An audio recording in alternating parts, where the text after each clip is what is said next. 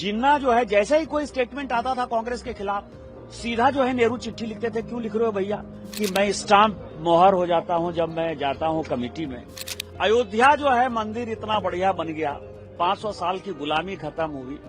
आज तक गांधी परिवार से न सोनिया जी, न राहुल जी, न प्रियंका जी कोई गए हैं कि आज देखिए कांग्रेस कितनी मूर्ख हो गई है। मैंने सुकुमार सेन के बारे में कहा।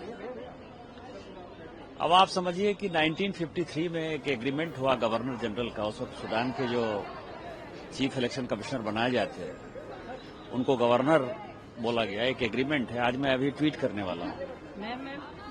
आप ये समझें कि उसके बारे में कह रहे हैं कि मुझे गवर्नर और एम्बेसडर के बारे में फर्क नहीं है। मूर्खता की पराकाष्ठा देखिए। 1960 में उसी chief election commissioner Sukumar Sen को बर्धमान यूनिवर्सिटी का वाइस चांसलर बनाया। कितने लोगों को पद्म भूषण दिया, आज मैंने ट्वीट किया है। आर.के. त्रिवेदी को गवर्नर बनाया, वी.एस. रमादेवी को गवर्नर बनाया, एम.एस. गिल जिसने सोनिया गांधी जी को बचाया वो मंत्री बने, टी.एन. शेषन उनका चुनाव लड़ा और उन्होंने कहा कि मैं स्टाम्प मोहर हो जाता हूं जब मैं जाता हूं कमेटी में।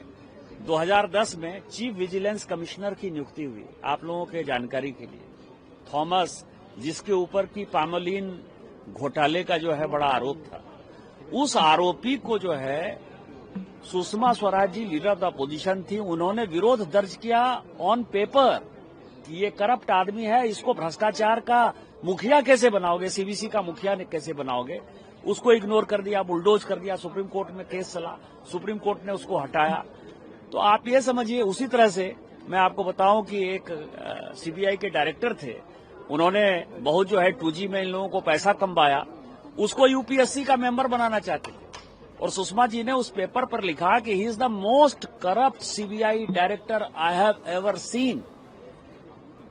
तो उसको जो है आप ये समझें कि उसको एनएचआरसी का मेंबर नहीं बना पाए, क्योंकि एनएचआरसी में होता था, उसको यूपीएससी का मेंबर बना दिया। और फाइनली उसी करप्शन में यूपीएससी के मेंबरशिप से उसको हटना पड़ा।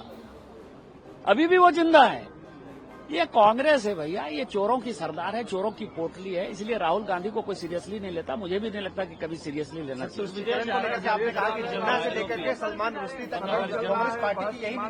मैंने तो वो लेटर रिसीव किए ना। आपको पता है कि सोनिया गांधी जी ने नेहरू मेमोरियल से सारी चिट्ठियां चोरी करके लेके गई हैं। लगातार नेहरू मेमोरियल लिख रहा है, नेहरू जी की चिट्ठियां वो नहीं दे रहे हैं। लेकिन ये जो राइटर है, इस राइटर ने 2007-8 में बुक लिखा था, इसीलिए वो नेहरू मेमोरियल में जो लेटर थे, तो जिन्ना जो है जैसे ही कोई स्टेटमेंट आता था कांग्रेस के खिलाफ, सीधा जो है नेहरू चिट्ठी लिखते थे। क्यों लिख रहे हो भैया? और उसी तरह से यदि नेहरू जी जिन्ना के खिलाफ लिखते थे तो जिन्ना जो है लिखते थे। उसी तरह मुस्लिम लीग का जो मेन आदमी था फजलुल हक, उसके लिए भी इसी तरह की बातें हैं। मैंने तो सारी चिट्ठी कही, कौन पेपर जो है मैं डाल देता हूं। और उसके बाद आपको बताया कि सैटेनिक वर्सेस कहां लिखा गया, हमारे यहाँ के मुसलमानों से क्या मतलब था। सब अब पूरी दुनिया ने जो उसको फ्री कर दिया, लेकिन हमारे यहाँ बैन कर दिया, साहबानों बैन कर दिया। मैंने ये कहा कि सोमनाथ जो है, आज तक सोमनाथ जो है नहीं गए ये लोग, पूरे परिवार के लोग। उस वक्त भी आपको पता है कि राजेंद्र बाबू को अभी विरोध किया, सरदार पटेल का भी विरोध किया। अयोध्या जो है मंदिर इतना बढ़िया बन गया, 500 साल की गुलामी खत्म हुई। आज तक गांधी परिवार से न सोनिया जी, न राहुल जी, न प्रियंका जी कोई गए हैं। तो इनको किसी में आस्था नहीं है, उनको केवल मुस्लिम वोट बैंक में आस्था है।